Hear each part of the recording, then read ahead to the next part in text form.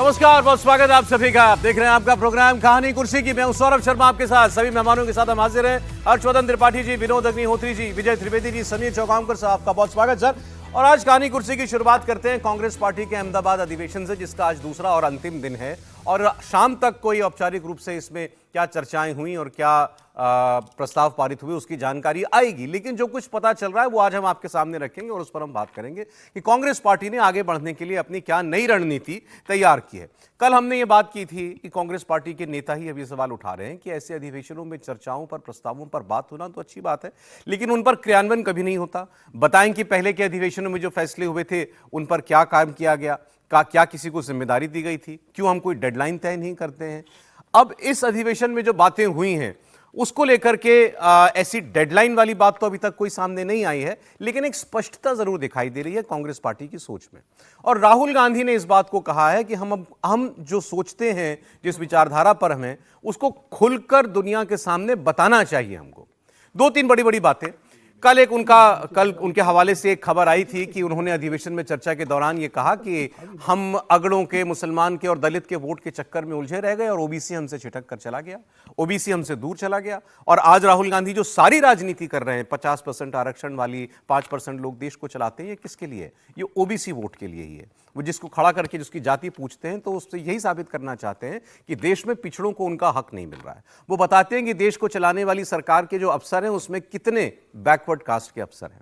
अब राहुल गांधी ने यह बात बड़ी खुलकर कह दी कि हमारा फोकस और जातियों पर, मजहबों पर हो, इसमें कुछ गलती नहीं है, लेकिन जो सबसे बड़ा समाज है, तबका है, 50% देश की आबादी है, ओबीसी, वो हमसे दूर क्यों गया और उसको वापस हम कैसे ला सकते हैं, इस पर हमको बात करनी चाहिए। पॉइंट नंबर 2 जो इस अधिवेशन से निकलकर सामने आ रहा है, उन्होंने कहा देश में अगर अल्पसंख्यकों के ऊपर अत्याचार हो रहा है और खुलकर कहो कि मुसलमान और ईसाइयों पर और सिखों पर अगर कोई नाजायज बातें हो रही हैं, उनके हक छीने जा रहे हैं, तो हमें इनका नाम लेकर कहना पड़ेगा कि हम इनके साथ हैं।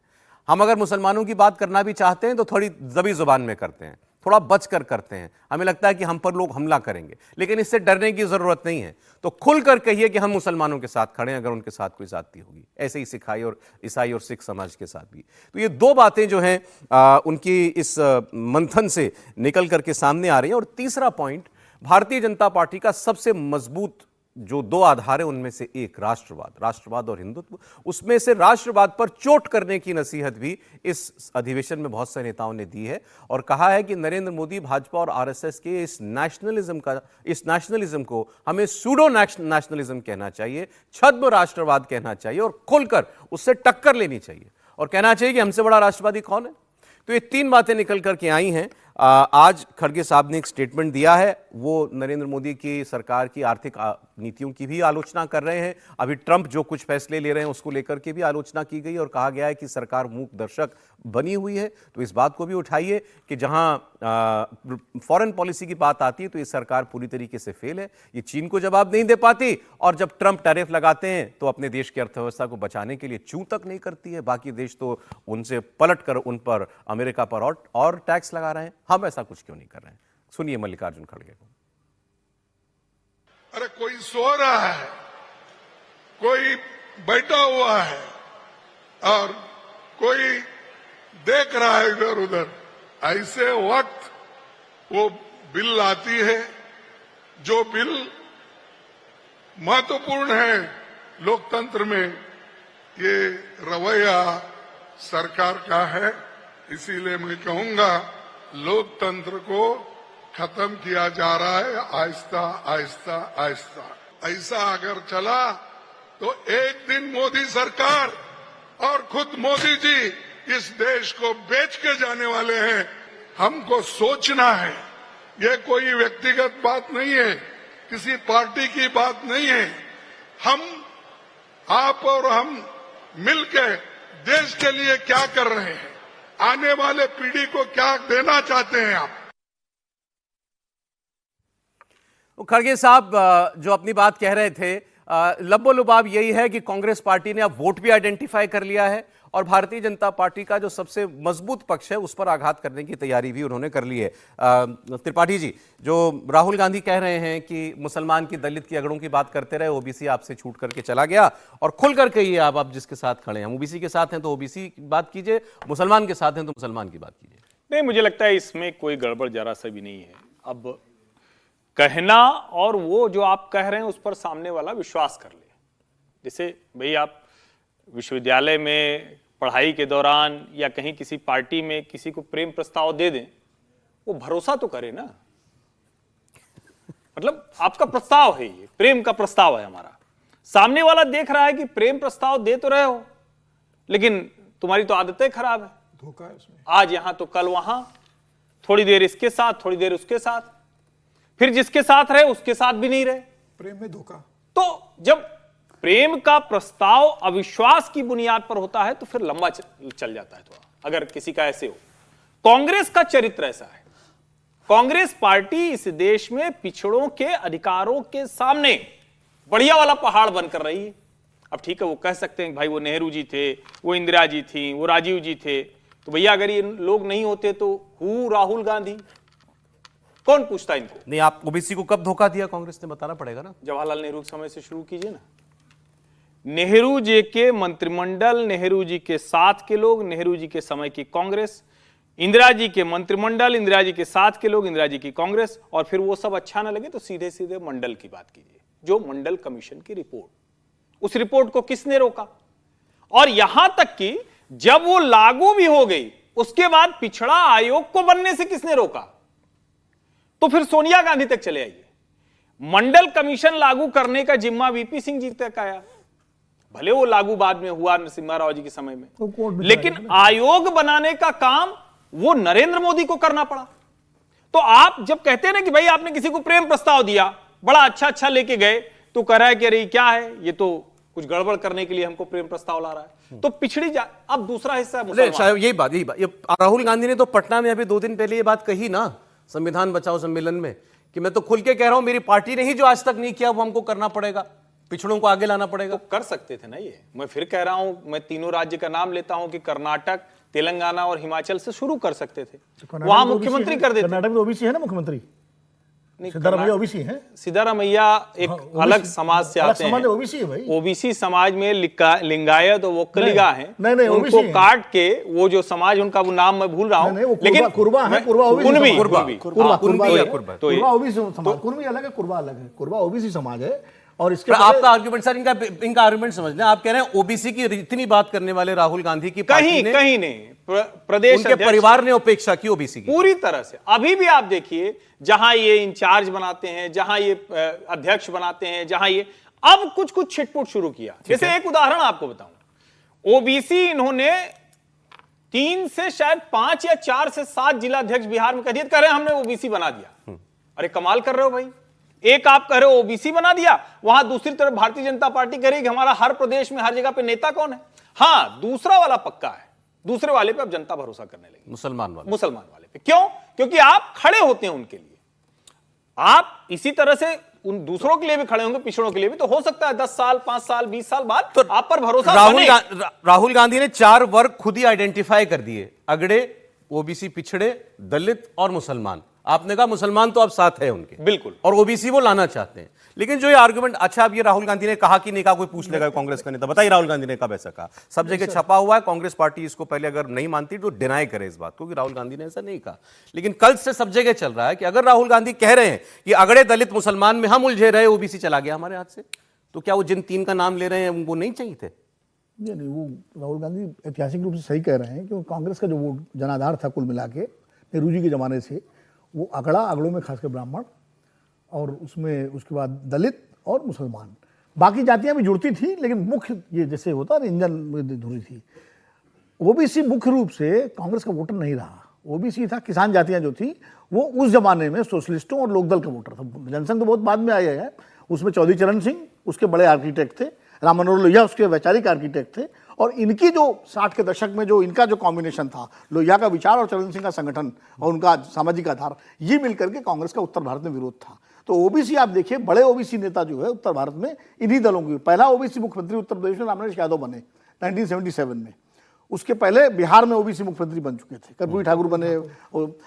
अब कांग्रेस को ये अकल तब आई, मतलब 90 तक, जब 89 में कांग्रेस हारी है वीपी सिंह से, तो उसमें भी मजगर बना था, मुस्लिम, जाट, अहीर, राजपूत, समझे, मजगर तो गुजर, तो ये ओबीसी जातियों का एक कॉम्बिनेशन था। उसके बाद राजीव गांधी ने तो मंडल का विरोध किया था, वो तो रिकॉर्ड पे है लोकसभा के, उसमें कोई कांग्रेस दुविधा में रही और पूरा मंडल के विरोध में जो आंदोलन था वो कांग्रेस द्वारा कौन ले गया? ब्राह्मण कौन ले गया? दलित कौन ले गया? ब्राह्मण ले गई बीजेपी, ब्राह्मण और सवर्ण जो आप कहिए, दलित ले गया। कब? ये 90 राम मंदिर आंदोलन के और मंडल मंदिर के बाद। ओबीसी पहले से ही नहीं था उनके पास, दलित चला गया। बहुजन समाज पार्टी का जो उद्भव हुआ ज्यादातर उत्तर प्रदेश में खास करके, बाकी राज्यों में दलित कमोबेश कांग्रेस के साथ रहा, लेकिन धीरे धीरे बीजेपी ने भी उसमें इनरोड किया और दलितों का बड़ा सेक्शन अन्य राज्यों में, उत्तर भारत में बीजेपी में गया, और मुसलमान भी क्षेत्रीय पार्टी में चला गया। तो कांग्रेस का ये पूरा चला गया। राहुल गांधी जो कह रहे हैं ओबीसी की बात, ओबीसी प्रेम कांग्रेस का राहुल गांधी के जमाने से ही शुरू हुआ। जैसे अभी हर्षवर्धन कह रहे थे कोई मुख्यमंत्री नहीं ओबीसी, सिद्धारामैया ओबीसी है, छत्तीसगढ़ में भूपेश बघेल ओबीसी थे, अशोक गहलोत ओबीसी थे। तो ऐसा नहीं ओबीसी मुख्यमंत्री, अशोक गहलोत तो राजीव गांधी के जमाने में थे। और इसलिए राहुल गांधी ने उसको, और अब उनको समझ में आ गया है कि बीजेपी की जो ताकत है, देखिए बीजेपी भी कब बढ़ी, जब ओबीसी बीजेपी के साथ आया। ब्राह्मण जब तक बीजेपी के साथ रहे, बीजेपी को बहुमत नहीं मिला। बीजेपी को बहुमति तब मिला है जब ओबीसी उसके साथ खुल के आए और नरेंद्र मोदी जी ने बताया कि मैं ओबीसी समाज से आया हूं। सर 89 में कांग्रेस पार्टी का वोट शेयर 39.53%, लगभग 40% वोट था। तो ये 40% वोट 89 में जो आया, ये 21% रहे। ये मुसलमान और दलितों की बदौलत आ गया। नहीं, 89 में जो वोट था वो मोटे तौर पर, क्योंकि ओबीसी जो वोटर है ना, वो बात जो चर्चा हुई उसमें कांग्रेस और बीजेपी दोनों के साथ ही नहीं था। वो केवल सोशलिस्ट जो लीडर्स हैं उनके साथ रहा, खासतौर से चरण सिंह जी के साथ, देवीलाल के साथ, और जो लीडर्स वहाँ रहे उनके साथ रहा। भारतीय जनता पार्टी और कांग्रेस दोनों के पास नहीं था। और भारतीय जनता पार्टी जब आगे बढ़ी जनसंघ से, तो उसने कांग्रेस के उस वोट को हासिल किया। पहले सवर्णों को किया मोटे तौर पर, फिर दलितों को किया। खासतौर से यदि राजस्थान को देखेंगे तो वहां पर भी उसी तरह से काम में लिया गया, तो दलितों को वोट किया। मध्य प्रदेश में लिया गया, और मध्य प्रदेश में भी किया। और यदि 1990 की बात करें, जब वीपी सिंह ने मंडल लागू किया 89-90 में, तो उस समय राजीव गांधी जी ने औपचारिक तौर पर मंडल का विरोध किया संसद में, लोकसभा में, और बीजेपी ने अनौपचारिक तौर पर विरोध किया। मतलब उसने फॉर्मली नहीं कहा कि, लेकिन जो मंडल विरोधी आंदोलन था उसको सपोर्ट करने वाले संगठन दोनों लोग थे। ठीक है, अब राहुल जी की बात करें, राहुल जी कह रहे हैं कि ओबीसी पर उनको साथ लाना चाहिए, ये बात तो ठीक कह रहे हैं वो। तो क्या वो, जैसे उन्होंने जो 1984 के दंगे हुए थे, सिख विरोधी दंगे, उस पर कांग्रेस ने माफ़ी मांगी, तो राहुल जी को तो आज कहना चाहिए था कि भाई राजीव गांधी जी ने जो फैसला किया, मैं उसके लिए माफ़ी मांगता हूँ ओबीसी समाज से, वो गलती थी। माफ़ी ना मांगे, कहें कि वो गलती थी। क्या गलती मानने को तैयार है ओबीसी समाज के साथ? क्योंकि वो तो एक बड़ा मूवमेंट था, पूरे के पूरे हिंदुस्तान की राजनीति। माफी तो बीजेपी ने भी नहीं मांगी, मंडल विरोधी सबसे बड़ा आंदोलन तो बीजेपी ने चलाया। तो अपना, हाँ, नहीं मांगी, लेकिन वो तो वो अब ले आ गया उनके पास। वो तो क्योंकि प्रधानमंत्री वहां पर ओबीसी है और उन्होंने उस तरह से उसको प्रोजेक्ट किया। आज कांग्रेस को चाहिए तो, यदि तो उस पर एक बड़ा काम करना चाहिए, ऐसा मैं समझता हूँ। और जब ये बात आप कह रहे हैं कि मुसलमान उनके साथ हैं और वो मुसलमानों की लड़ाई लड़ रहे हैं, तो मुसलमानों की लड़ाई तो मैंने अभी देखी वक्फ बोर्ड पर, गांधी परिवार का एक भी सदस्य नहीं बोला, और आप कह रहे मुसलमान उनके साथ है। नहीं कह रहे, नहीं, बाय लार्ज है ही सर। नहीं, मुसलमान उनके साथ है, कांग्रेस मुसलमान के साथ है कि नहीं?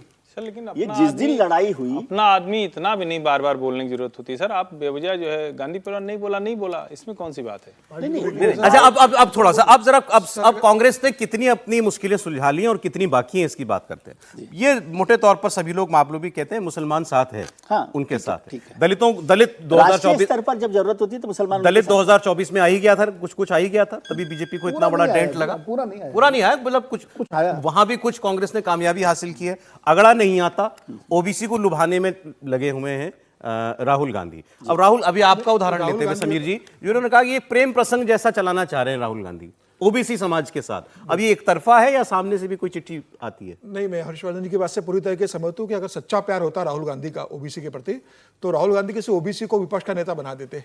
वो कहते हैं कि भाई विपक्ष का नेता मैं ओबीसी को बना रहा हूं, मैं नहीं बनूंगा।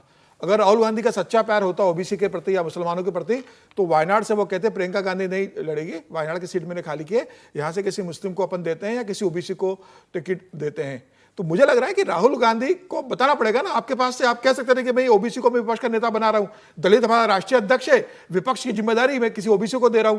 तो ओबीसी समाज भरोसा करता कि नहीं, राहुल गांधी ने एक त्याग किया ओबीसी समाज के लिए, अपने थाली पे आए विपक्ष का पद उन्होंने ओबीसी समाज के लिए दिया। विषयांतर हो जाएगा। वैसे आपने याद दिला दिया कि दलित हैं अध्यक्ष कांग्रेस पार्टी के, तो इस तस्वीर पर बड़ा हंगामा है। कल से सोफे लगे थे बैठने के लिए, लेकिन खड़गे जी बैठे कुर्सी पर। अब बीजेपी वाले पूछ रहे हैं कि दलित हैं इसीलिए उनको आप लोगों ने सम्मान नहीं दिया कांग्रेस पार्टी ने। अच्छा होता है मोदी जी की वो बाइट लगा के तब आप पूछते, जब मोदी जी चुनाव के समय में जयपुर गए थे और उन्होंने कहा कि हमने देखा दलितों के इतने बड़े नेता राष्ट्रीय अध्यक्ष हैं और उनकी एक भी फोटो नहीं दिख रही है।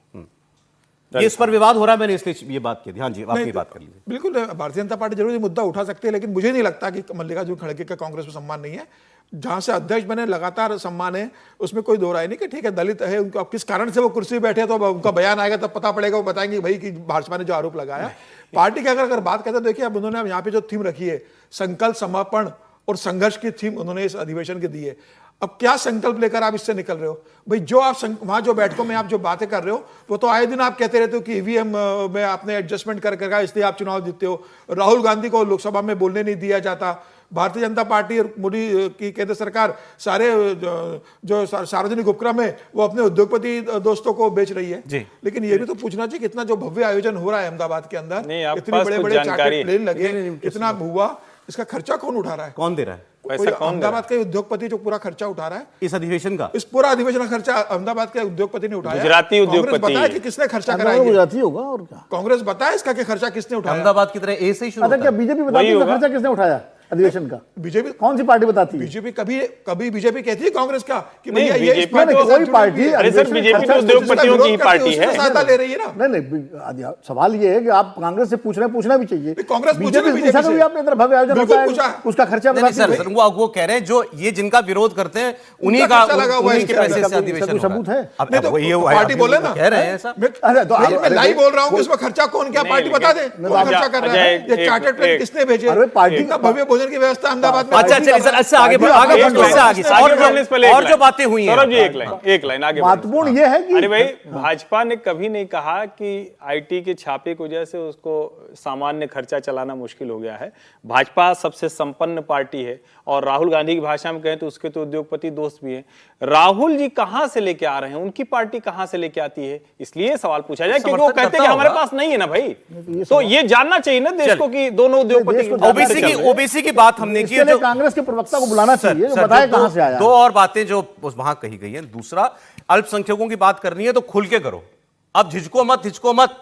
ये मुसलमान के साथ खड़े देखोगे तो तुम्हारी आलोचना होगी या कोई तुमसे दूर चला जाएगा, कहोगे हाँ ठीक है मुसलमान के साथ गलत होता है तो हम खड़े। अभी इस पर चर्चा नहीं हुई है, इसी पर मुसलमानों के साथ जो चर्चा राहुल जी ने कही है स्यूडो नेशनलिज्म की, विनोद जी इस पर चर्चा करते रहे, तो इसका मतलब क्या है स्यूडो नेशनलिज्म का? क्योंकि एक जमाने में अडवाणी जी ने स्यूडो सेक्युलरिज्म की चर्चा की थी, तो अब ये नया शब्द स्यूडो नेशनलिज्म आया तो कांग्रेस कैसे इसको डिफाइन कर रही है? देखिए, कांग्रेस कैसे डिफाइन कर रही है अलग बात है, मैं कैसे डिफाइन करता हूं मैं अपना बता सकता हूं।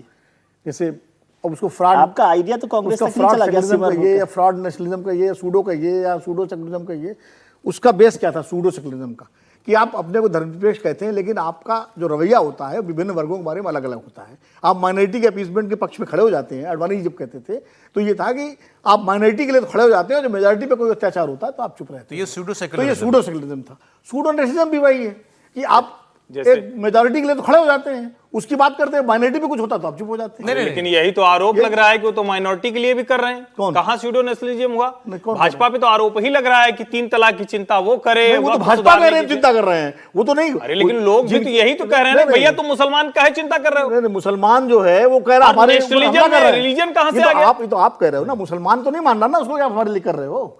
सवाल ये है ना, नहीं आपसे मतलब बीजेपी का एमएलए आधार कार्ड देख करके कहता है दुकान लगाओ, है, वो उसको माला पहनाई जाती है। रिलीजन और नेशनलिज्म कैसे एक हुआ नहीं, सर? कैसे रिलीजन तो अलग हुआ ना रिलीजन सर। का नहीं सेकुलरिज्म रिलीजन बेसिस पे है, नेशनलिज्म तो कंट्री के बेसिस हाँ, पे, तो दोनों का डिफरेंस होगा ना सर? डिफरेंस नहीं, इसीलिए कंट्री मैंने में जब बोला नेशनलिज्म एक- का एक- मतलब है, जब आप एक एक वर्ग को किनारे कर दोगे तो कैसे नेशनलिज्म? अच्छा, वहां कहा गया नेशन तो बीजेपी सारे होते हैं ना, बीजेपी नेशन में तो पूरा देश एक होगा ना। आप पूछें, वहां कहा बिल्कुल। गया बीजेपी जाति के नाम पर लड़ाती है, भाषा के नाम पर भेद पैदा करती है और क्षेत्रवाद की राजनीति करती है, हमें इसका विरोध करना है, कोट अनकोट ये मतलब कहा गई। तीनों बातें वहां पर उठाई गई, ये कहीं बैठती हैं फिट?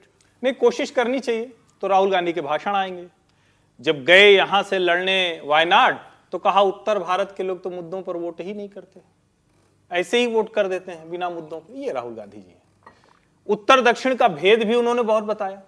उन्हीं की पार्टी से सहयोगी हैं जो क्या कह रहे हैं कि सनातन डेंगू है, मलेरिया है, और तो और वो ये कह रहे हैं कि तमिल में न करो। मोदी जी क्या कह रहे हैं कि भाई तमिलनाडु का बच्चा तमिल में भी इंजीनियर डॉक्टर बने। और मैं कह रहा हूं वो क्लिप कल हम लोग उस पर चर्चा आपने की थी, बड़ी अच्छी बताई थी कि वो 33.5 लाख करोड़ 52 करोड़ लोन, सबसे ज्यादा महिलाएं, बिहार सबसे ज्यादा लोन वाला 6 करोड़ लोन। लेकिन उसमें एक बड़ा सुंदर सा एक बातचीत में है मोदी जी का, एक आंध्र प्रदेश की छोटी उद्यमी महिला है और उसने कहा कि डोंट नो हिंदी है, तो उसने कहा आप तेलुगु में बोलो, मोदी जी ने कहा। उसके बाद उसने तेलुगु में वो पूरी बात कही और हम आप भी अगर उसको ध्यान से सुने तो सुनाई दे जाएगा। मोदी जी तेलुगु भी सुन रहे हैं। मोदी जी वहां जाते हैं तो गो बैक मोदी का नारा लगता है, वो जाके वहां वड़क्कम भी करते हैं, जैसे भी आता है उनको जो आता है बोलते हैं। वो रामायण कम भी सुनते हैं, तेलुगु भी सुनते हैं, तमिल भी सुनते हैं। सवाल यह है कि राहुल गांधी का एक आप ऐसा उदाहरण बताइए, चलिए ठीक है, एक उदाहरण बताइए जिसमें वो जाति, क्षेत्र, भाषा इसको एक करो। वो तो खड़ा करके पत्रकार से कहते हैं अच्छा कौन भाई तुम्हारा नाम क्या है, पता चलता है वो ओबीसी निकलता है, पिटवा देते हैं उसको। जाति के नाम पर कौन बांटता है? अच्छा, बीजेपी वालों से पूछे, वो कहते हैं आप तो हमारी आलोचना ये कह के करते हो कि हमने बटोगे कटोगे नारा दिया, तो हम तो कह रहे हैं सब सारा समाज एक हो जाए, हमारा तो नारा है ये। और राहुल गांधी इस अधिवेशन में कह रहे हैं अगड़ा दलित मुसलमान ओबीसी। कौन कर रहा है फिर जाति की राजनीति? नहीं, वो अपने वोट बैंक की चिंता कर रहे हैं। जाति की राजनीति देखिए, जैसे अभी तमिल की चर्चा हुई, तो जब तमिल में इंजीनियर बने तो मराठी में क्यों ना बने? किसमें? मराठी में क्यों ना बने? वहां तो आपकी सरकार है ना। जहां आपकी सरकार नहीं है वहां सारा ज्ञान देना तो अच्छी बात है, जहां आपकी सरकार है वहां एजुकेशन लेवल पर क्यों नहीं आते? ये एक कड़वा सवाल है जिस पर चर्चा होनी चाहिए। लेकिन भारतीय जनता पार्टी के लिए तो मोटे तौर पर आरोप लगा कि वो धर्म की राजनीति कर रहे हैं, कि हिंदू मुसलमान खासतौर से ये हुआ। अब जातियों में कांग्रेस तो राहुल गांधी जी तो कह ही रहे कि जातियों के साथ चलना है, उसमें उनका कोई कंफ्यूजन ही नहीं है। जब वो ओबीसी की बात कर रहे हैं, जातिगत जनगणना की बात कर रहे हैं, तो वो तो साफ साफ तय करके बात कर रहे हैं कि भाई जातियों के आधार पर किया जाए। अब वो जो जाति कौन है? जाति भी तो हिंदू है। हिंदुओं में से अपना एक सेगमेंट, वो अपना जो केक है उसका पीस वो अपना चाहते हैं। उस लड़ाई को वो लड़ रहे हैं। उसमें ओबीसी के साथ कितना आ सकते हैं, जातिगत जनगणना के साथ कितना आ सकते हैं, और मुझे तो लगता है कि वो एक महत्वपूर्ण हिस्सा है। और ये राहुल गांधी की राजनीति मेरे हिसाब से कांग्रेस के लिए, देश की बात अलग करिए फायदा नुकसान, लेकिन कांग्रेस के लिए फायदेमंद हो सकती तो देश का भी बताई दीजिए। है। देश तो देश तय करता है। ठीक है, अब आगे भी इस पर हम लोग एक चर्चा तथ्य जोड़ करेंगे। दें कि राष्ट्रीय शिक्षा नीति के बाद मध्य प्रदेश पहला राज्य रहा जिसने हिंदी में डॉक्टर और इंजीनियर के लिए पढ़ाई शुरू कराई, और दूसरे भाजपा शासित राज्य जिसके तहत पाठ्यक्रम स्थानीय भाषा में तैयार कर। समीर जी को बताइए। ब्रेक के बाद चर्चा यहीं से कुछ और मुद्दे जो निकले हैं उनकी होगी। प्रियंका गांधी कहां है? मैंने तो ग्रोक से भी पूछ लिया सर, ग्रोक को नहीं मालूम है। प्रियंका जी कहां है? ग्रोक को नहीं मालूम। कहीं आए होगा तभी तो ग्रोक कहां से लाएगा? ग्रोक बेचारा क्या क्योंकि प्रियंका जी ग्रोथ तो तब बताता जब विनोद जी बताते, क्योंकि प्रियंका जी इस अधिवेशन में नहीं है और कांग्रेस पार्टी ने कहा, विनोद जी के दारोमदार है। नहीं, मेरे पास कोई दारोमदार नहीं। मैं अच्छा बताओ, मजाक की बात है सर। कांग्रेस पार्टी ने कहा प्रियंका जी अध्यक्ष से अनुमति लेकर के गई हैं और इसीलिए वो पार्लियामेंट में वक्फ संशोधन विधेयक के बहस के दौरान भी नहीं थी और इस अधिवेशन में भी नहीं है। कांग्रेस के अहमदाबाद के अधिवेशन से जो बातें निकल करके आई उस पर हमने बात की। राहुल गांधी ने जो बातें कही, रिपीट कर रहा हूं आपके लिए, कि हम ब्राह्मण दलित मुसलमान के चक्कर में फंसे रहे और ओबीसी हमसे दूर चला गया। आज हमें ओबीसी को अपने साथ मिलाना होगा और उसके लिए राहुल गांधी सारे प्रयास कर रहे हैं। उन्होंने कहा अगर अल्पसंख्यकों के खिलाफ कुछ देश में हो रहा है तो हम खुलकर उनके साथ खड़े होंगे। बचने की जरूरत नहीं है, डरने की जरूरत नहीं है, नाम लेकर कहिए कि मुसलमान के साथ हम लोग हैं। और तीसरा उन्होंने कहा बीजेपी के इस छद्म राष्ट्रवाद की हवा निकालिए। इनका सबसे बड़ा मुद्दा राष्ट्रवाद है, तो अब उसको स्यूडो नेशनलिज्म कहकर ही हमें संबोधित करना पड़ेगा। अब आते हैं तीसरी बड़े विषय पर, वो है प्रियंका गांधी। प्रियंका गांधी क्यों नहीं आई इस अधिवेशन में? इससे पहले वो संसद के सत्र में भी नहीं थी। तब लगा, किसी ने कहा कि वो विदेश गई हुई हैं, कांग्रेस की तरफ से कोई औपचारिक बयान तब भी नहीं आया था, लेकिन कहा कि कोई मामला हो सकता है, कोई मेडिकल वजह हो सकती है, शायद वो विदेश में है।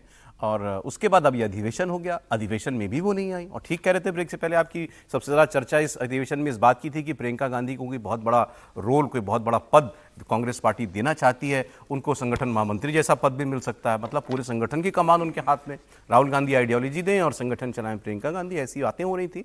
और उसमें प्रियंका गांधी का यहाँ ना होना, ये खटक तो सबको रहा है। वजह मैं फिर कह रहा हूं, कांग्रेस पार्टी की तरफ से कोई ऑफिशियल स्टेटमेंट नहीं है, लेकिन उनके बचाव में बयान जरूर आ गया। दो लोगों की बात आपको सुनाता हूं। इस वक्त जो संगठन महामंत्री हैं केसी वेणुगोपाल, वो क्या कह रहे हैं, और जयराम रमेश, दोनों लोगों ने प्रियंका गांधी के ना होने को तूल ना देने का कहा। She already had been requested to the Honorable Congress President for a leave in this AIC session and also for the Parliament session. Why? Because she had a pre-engagement in abroad. That is why she requested for a leave from the party. Party already granted that leave. आज 35 सदस्य नहीं मौजूद थे, तो एक को निशाना बनाना सही नहीं है। 35 सदस्य नहीं मौजूद थे। अब केसी वेणुगोपाल कह रहे हैं कि उन्होंने अध्यक्ष से अनुमति ली, छुट्टी ली, इसलिए वो नहीं है।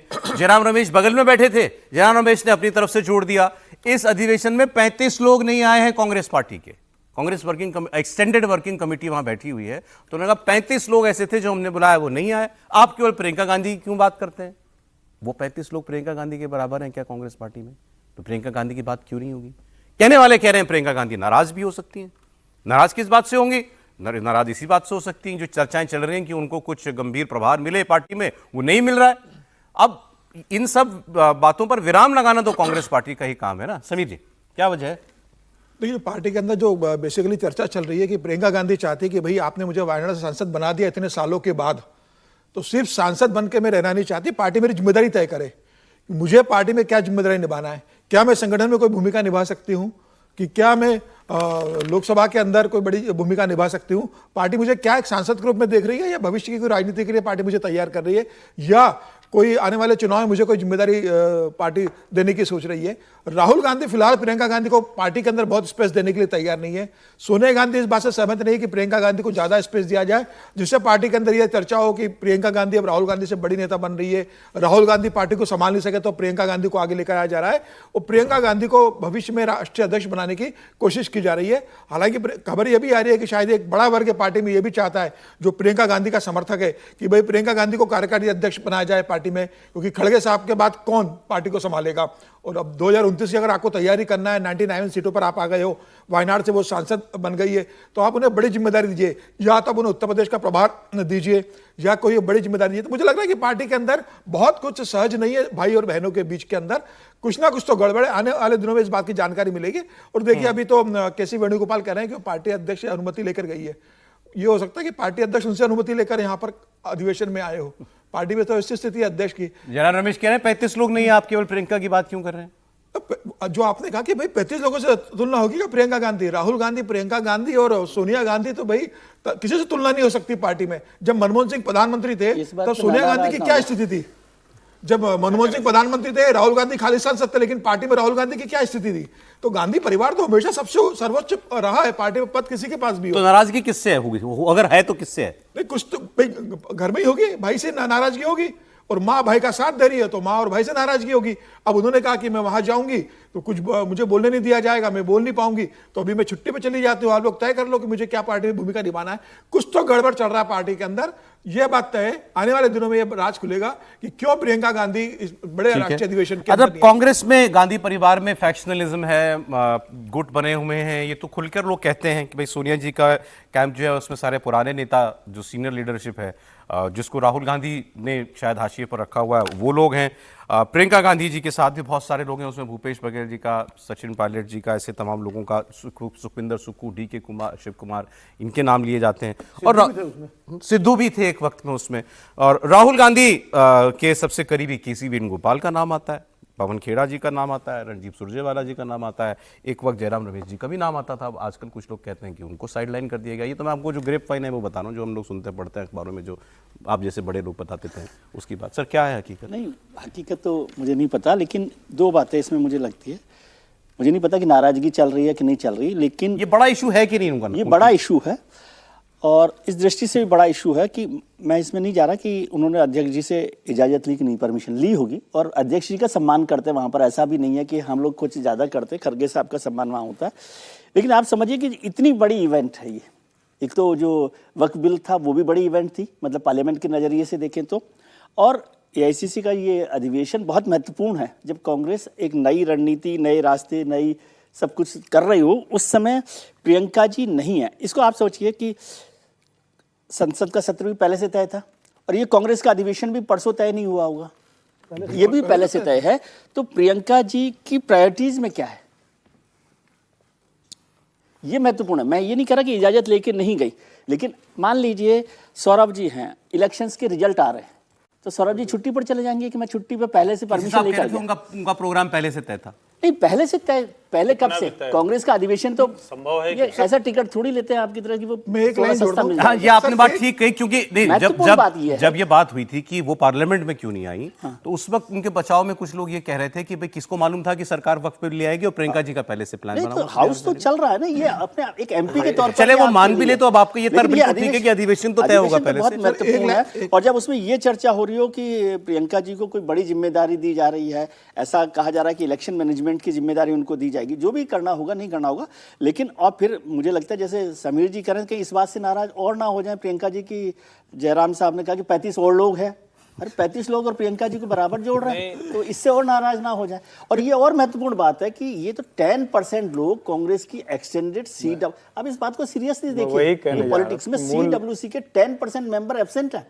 कोई मजाक है क्या? जिसके लिए जान लगाते हैं लोग। एक्सटेंड मतलब ये बहुत गंभीर घटना है कांग्रेस के लिए। लेकिन वो जो 35% बता रहे हैं वो सारे खैर सीडब्ल्यूसी है, थोड़ी एक्सटेंडेड सीडब्ल्यूसी में 250 एक्सटेंडेड सीडब्ल्यूसी मैंने जो पढ़ा, एक्सटेंडेड सीडब्ल्यूसी में नहीं है। 270 लोग आने वाले थे, उसमें से 35 लोग नहीं आ रहे, तो 10% से भी ज्यादा लोग हो गए। ये तो गंभीर बात है, कांग्रेस को इस पर भी सोचना चाहिए। एक लाइन में जोड़ता हूँ, क्या प्रियंका गांधी ने ट्वीट किया है क्या कि भाई मैं कांग्रेस के राष्ट्रीय अधिवेशन में अनुपस्थित रहने वाली हूँ, चेक कर लेता और मैं सभी लोगों को मतलब बधाई और शुभकामनाएं देते हैं, और अच्छा से सफल हो, सारा प्रस्ताव पारित करिए, क्या कहता है उससे करेंगे, और जो जिम्मेदारी होगी महसूस करूंगी, और मैं आने के लिए मैं सॉरी बोलती हूँ अपने कार्यकर्ताओं से। क्या प्रियंका गांधी ने एक भी ट्वीट किया? इतना बड़ा अधिवेशन हुआ, 2 दिन में हुआ है, न जाने के पहले किया, न पहले दिन का किया, या क्या मल्लिकार्जुन खड़गे ने कोई ट्वीट किया है? कांग्रेस ने जो ट्वीट किया उसको प्रियंका गांधी ने रीट्वीट किया है कि हम ये, उनका रामनवमी का ट्वीट है, फिर उन्होंने केरल के एक सोशल एक्टिविस्ट को बधाई दी हुई है। अब ये कोई ट्वीट नहीं है, ज्यादा नीचे मत जाएंगे, नहीं तो गाजा का ट्वीट आ जाएगा 3 4 5 6 एक साथ। लेकिन बता रहा है।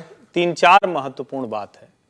सबसे पहले तो अगर कांग्रेस इतनी अनुशासनहीन पार्टी है कि 35 लोग जिनको इस जिसको कहते हैं ना कि एकदम से ये चेंज कर देने वाला है, कांग्रेस की राजनीति बदल देगा, राहुल गांधी एकदम से अभियान करने वाले हैं, नया नया एजेंडा कर लेने वाले हैं, उसमें 35 लोग कह रहे हैं कि अरे यार इंपॉर्टेंट है नहीं भाई। नंबर 1, इतनी अनुशासनहीन पार्टी। दूसरा, प्रियंका, उनको क्या ये लगता है कि उनके लिए कोई अभियान, कुछ भी प्लान ही नहीं किया जाता? मुझे याद है एक बार वो नाव यात्रा निकाली थी उन्होंने, प्रयागराज से जाना था, लेकिन आधे रास्ते में ही खत्म हो गई थी। उनके साथ ये आराधना मिश्रा थी, प्रमोद तिवारी की बेटी, और उस वक्त साध्वी कौन आई थी, भारतीय जनता पार्टी से आई थी एक साध्वी, वो थी। 3 लोग थे। पता चला कि 2 किलोमीटर बनने के बाद पता नहीं किसने प्लान किया था, इतना बड़ा चौड़ा गंगा का पाट है, उसमें किसको हाथ हिलाएंगे, कहां कौन रहेगा, वो फ्लॉप हो गया। कहा जाता है कोई उनके साथ खड़ा ही नहीं हुआ। आज की तारीख तक क्या प्रियंका के लिए कांग्रेस पार्टी ने कोई प्लान किया? भारत जोड़ो यात्रा, भारत जोड़ो न्याय यात्रा, उससे पहले देवरिया से दिल्ली की खाट यात्रा, सब राहुल गांधी के लिए।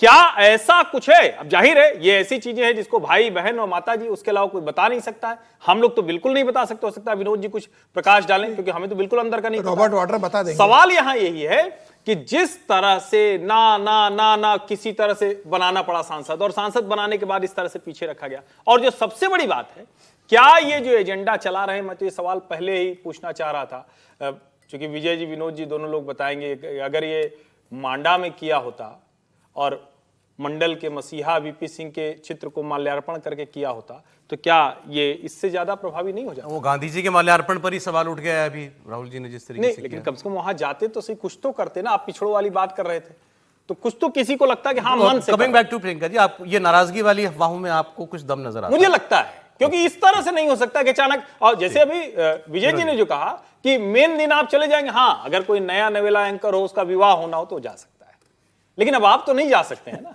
तो मतलब प्रियंका जी के साथ अपना बता रहे हैं कि जैसे नहीं, मैं कह रहा हूं वही पहले कांग्रेस पार्टी ने जो सफाई दी है कि परमिशन लेकर के गई और 35 लोग नहीं है आपके लिए, प्रियंका जी को सिंगल आउट कर रहे हैं, कुछ दम है इसमें? देखिए, पहली बात तो ये, मैं अपने इन सब मित्रों से सहमत हूँ, प्रियंका जी को इसमें होना चाहिए था, अधिवेशन में, संसद में भी होना चाहिए था और अधिवेशन में भी होना चाहिए था।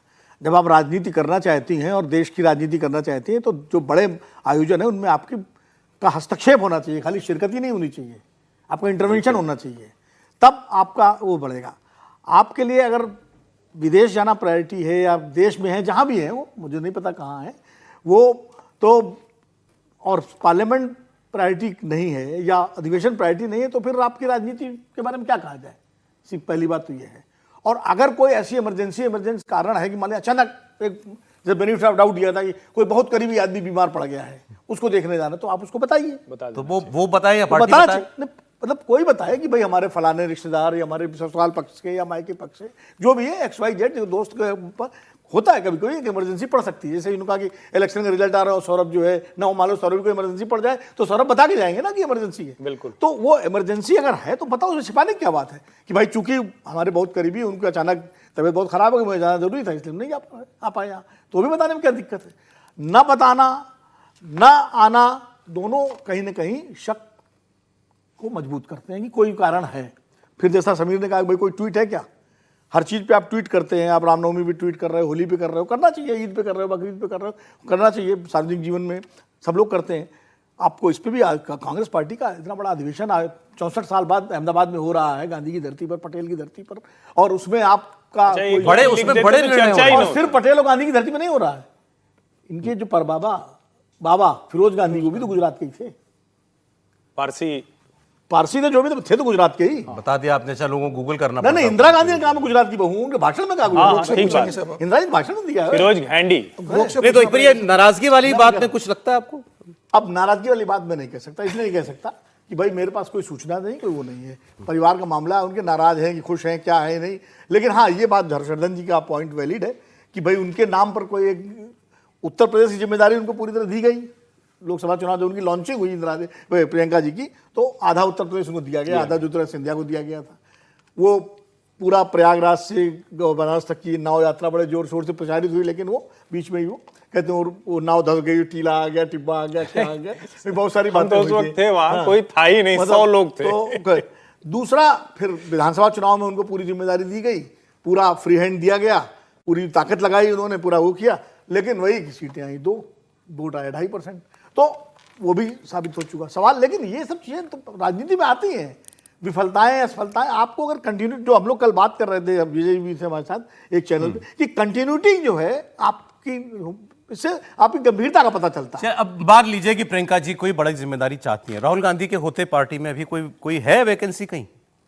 वैकेंसी, कुछ काम करने की जिम्मेदारी तो उनको मिल सकती है ना। मैं तो कह रहा हूँ ट्वीट की बात हुई तो ट्वीट में ये तो होता है कि जो फैसला होगा, मैं नहीं हूँ लेकिन जो फैसला होगा वो सरमात है, मेरे लिए कोई जिम्मेदारी हो तो मैं उसके लिए तैयार हाँ, हूँ। बिल्कुल। ऐसी भी बात भी की जा सकती कि भाई मैं नहीं आ पा रही और हूँ, ये कारण तो है, मेरी कुछ तबीयत हम लोग ठीक नहीं ज्यादा है, या कर रहे हैं, मेरे मुझे को नहीं ये पता कि emergency है, राहुल गांधी और प्रियंका गांधी में कोई कितना टसल कंफ्यूजन है या कोई टसल है, वो नहीं है। लेकिन प्रियंका जी को एक राजनीति, मैं इसको इस रेफरेंस से नहीं जोड़ रहा कि कौन क्या कर रहा है, लेकिन एक बात मुझे अभी अचानक अभी याद आई कि प्रधानमंत्री जी थे नरेंद्र मोदी, उनकी मदर की डेथ हो गई, माता जी की डेथ हो गई थी, तो वो सुबह सुबह वहाँ पहुँचे थे अहमदाबाद, गांधीनगर, और अंतिम संस्कार में हिस्सा लिया।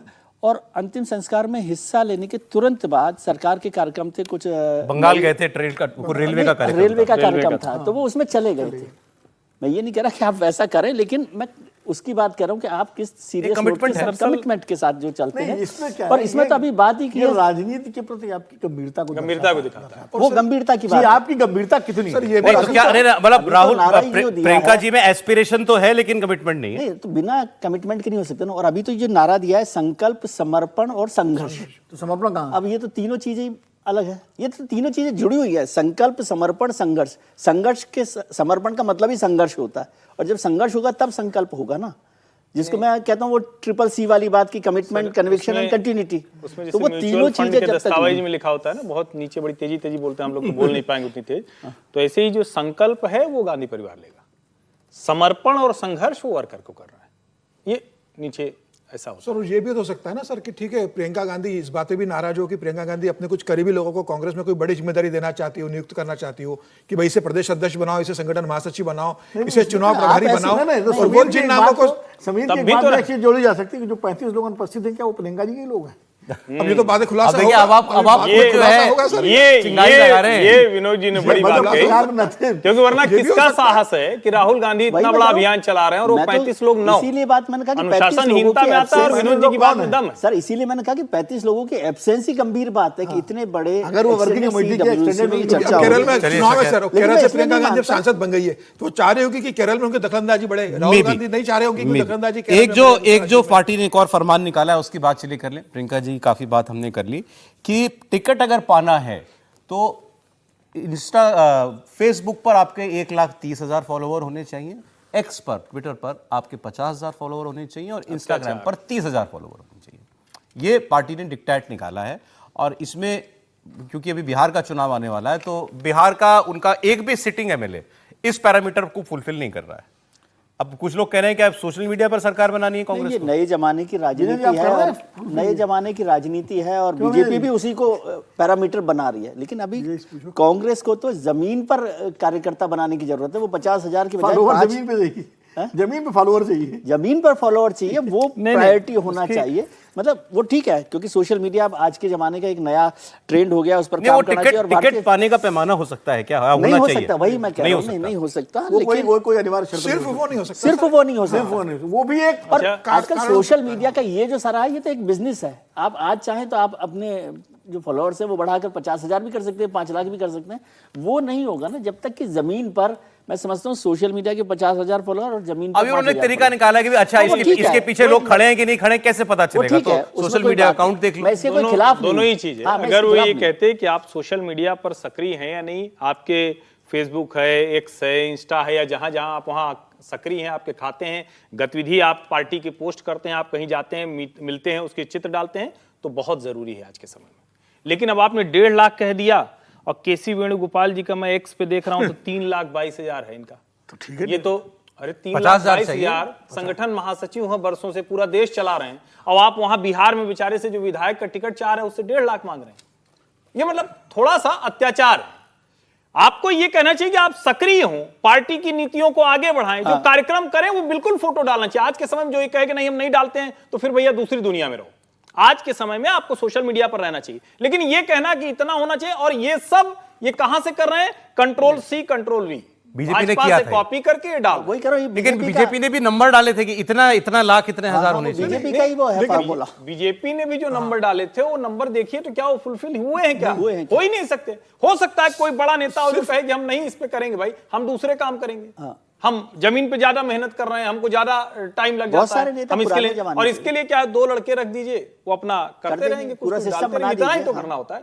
आजकल हर नेता के साथ एक आदमी चलता है जो फोटो खींच लेता है, जल्दी से 3 लाइन डाल देता है कि फलाना जी से सोशल मिले। मीडिया पे वो सक्रियता, कभी कभी अनर्थ भी कर देता है। हाँ, तब ये कह दिया जाता है कि हमारा खाता नहीं है, हैक हो गया। हैक हो गया। देखिए सोशल मीडिया पे लेकिन अभी सक्रियता, कल एक मेरे सुप्रिया जी ने बताया था ना, उनके खाते से अभी- वो हाँ। बड़ा गंदी टिप्पणी की गई थी कंगना रनौत के ऊपर। लेकिन तो अभी उन्होंने कल कह ही दिया मेरे था को मेरा एक नहीं। मित्र देखिए से सोशल मुलाकात मीडिया हुई। पे सक्रियता एक एडिशनल, एक अतिरिक्त योग्यता हो अतिरिक्त सकती योग्यता है, हो लेकिन सकती है। अनिवार्य योग्यता नहीं होनी चाहिए। नहीं, लेकिन मैं इसलिए उदाहरण बता रहा हूँ कि वो बीजेपी का ये फॉलो किया, लेकिन कल ही एक मित्र से मुलाकात हुई, उन्होंने कहा हम यही काम कर रहे हैं, आप कुछ लोग हों जिनको बताइए जिनके सोशल मीडिया पर फॉलोअर्स बढ़ाने हो। वो हालांकि इनसे पहले कह दिया उन्होंने तो मुझे। ये बता अब वो संपर्क कांग्रेस करेंगे, पार्टी से कांग्रेस को कनेक्ट करा दीजिए आप। अब कांग्रेस वेलकम बैक, बहुत स्वागत। आप देख रहे हैं कहानी कुर्सी की, मैं सौरभ आपके साथ। सारे मेहमान हमारे साथ इस वक्त मौजूद हैं।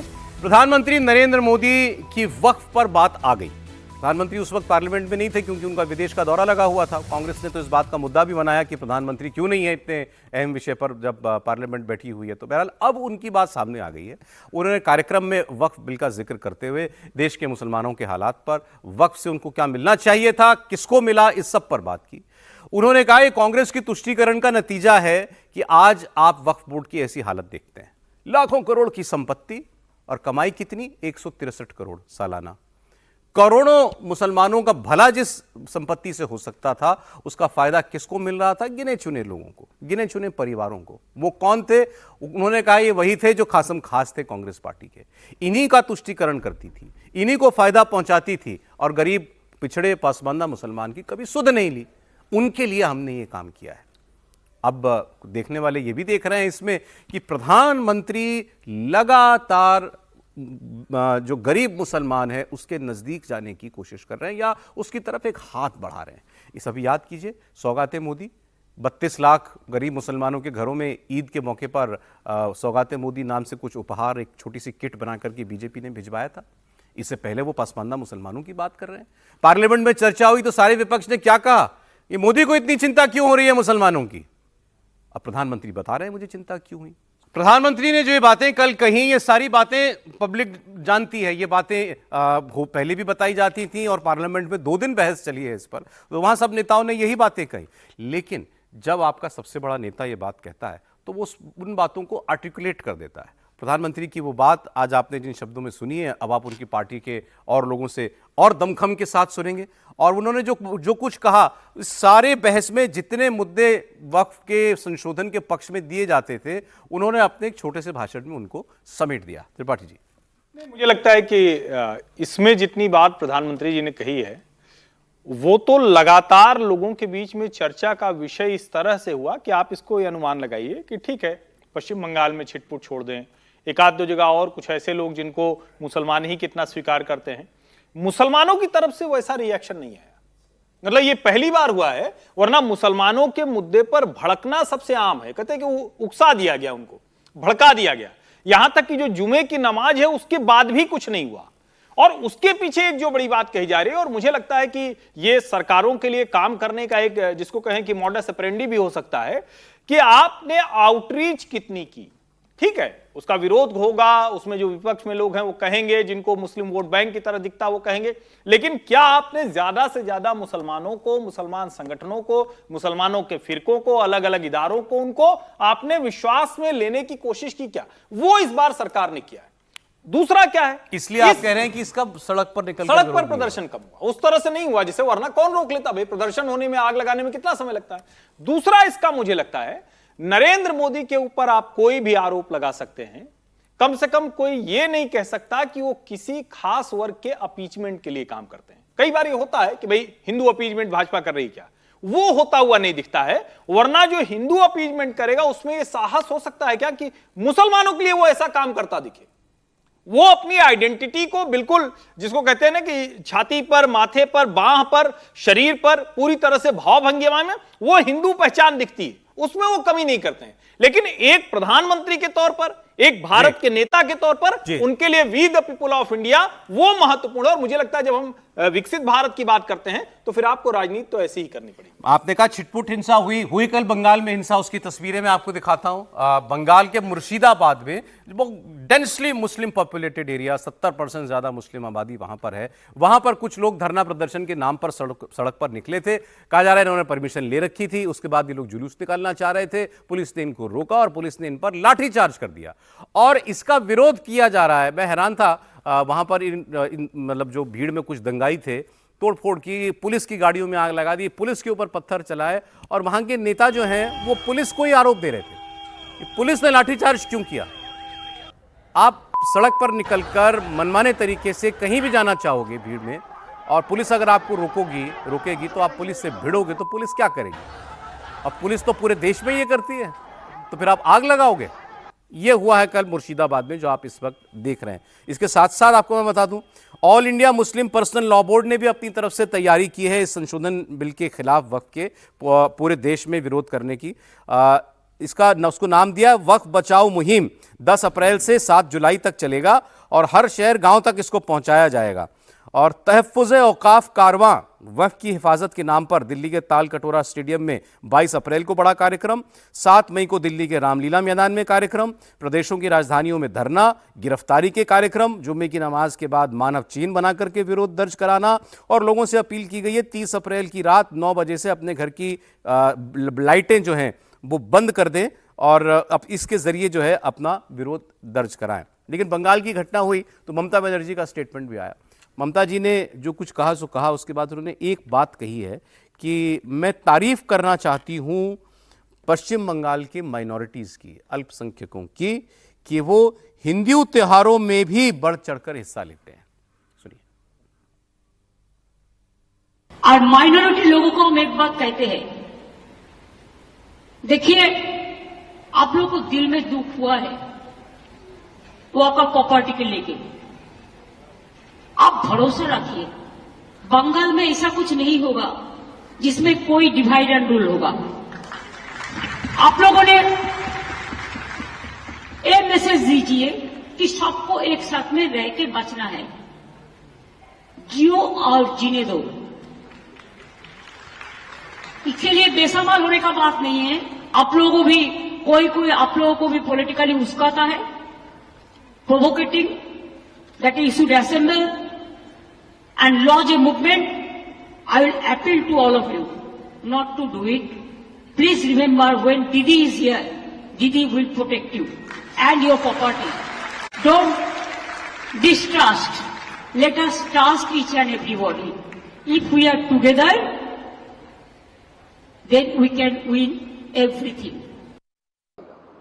तो एक पूरी तरीके से मुझे लगता है स्टेट स्पॉन्सर्ड वायलेंस हो रहा है। तो ये हर बार मुर्शिदाबाद डिस्ट्रिक्ट में होता है और ममता बनर्जी और तृणमूल के लीडर जो है वो इस चीज कराते हैं और ममता बनर्जी की शय पे पूरी बात हो रही है। ममता बनर्जी जिस तरीके से ये अपीजमेंट पॉलिटिक्स कर रही है, आगे आने वाले समय में बंगाल पश्चिम बंगाल रहेगा कि पश्चिम बांग्लादेश बन जाएगा, इसको लेके आप पश्चिम बंगाल के हिंदुओं के मन में डाउट हो रहा है। आगे आने वाले चुनाव में ममता बनर्जी को पश्चिम बंगाल के हिंदू एक भी वोट नहीं देंगे। आज मुर्शिदाबाद में 2 पुलिस की गाड़ियां जलाई गई, 6 पुलिस वैन वैंडलाइज्ड हो गया। आज अभिषेक बनर्जी कहां गोली चलाने की बात कर पाएंगे? क्या कर पाएंगे? या अपने बिल में जो छुपे हुए हैं ऐसे ही बिल में छुपे रहेंगे। अब एक जरा इस तस्वीर को आप देखिए, बंगाली में नारे लग रहे हैं, आपके लिए हमने उसमें लिखा है नारे क्या लग रहे हैं। संविधान नहीं मानेंगे, नहीं मानेंगे।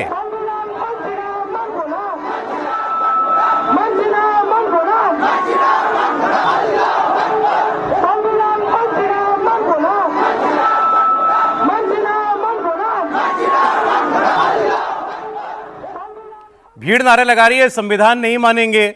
ममता जी कह रही हैं किसी के उकसावे में मत आना, व्हेन दीदी इज हियर नो फियर।